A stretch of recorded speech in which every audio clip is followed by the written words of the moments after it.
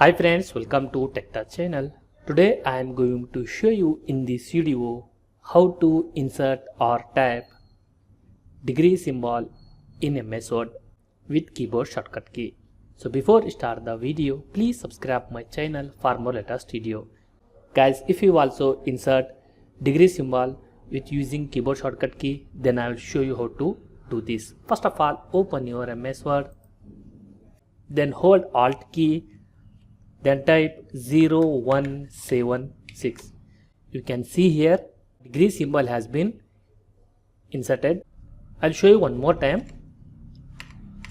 Hold Alt key, then type 0176.